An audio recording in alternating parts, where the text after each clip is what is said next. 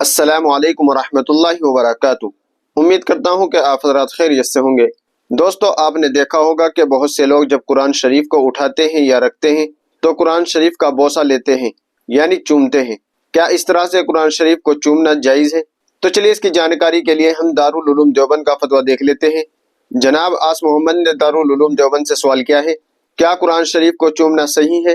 جیسا کہ لوگ قرآن شریف کو پڑھنے کے بعد چومتے ہیں یا پھر ایسے ہی اٹھا کر چوم لیتے ہیں، تو چلیے دیکھتے ہیں دارالعلوم دیوبند نے اس کا کیا جواب دیا ہے۔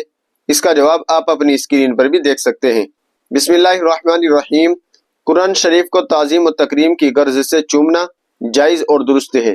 حضرت عمر رضی اللہ عنہ سے منقول ہے کہ وہ ہر صبح قرآن پاک کو لیتے اور اس کو چومتے اور فرماتے تھے کہ میرے رب کا فرمان اور میرے بزرگ و برتر پروردگار کا منشور ہے۔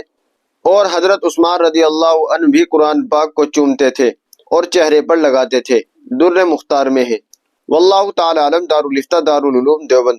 ناظرین، امید ہے کہ مسئلہ آپ کی سمجھ میں آ گیا ہوگا۔ ویڈیو کو زیادہ سے زیادہ شیئر کر دیجیے گا اور ہمارے چینل کو سبسکرائب کرنا نہ بھولیے گا۔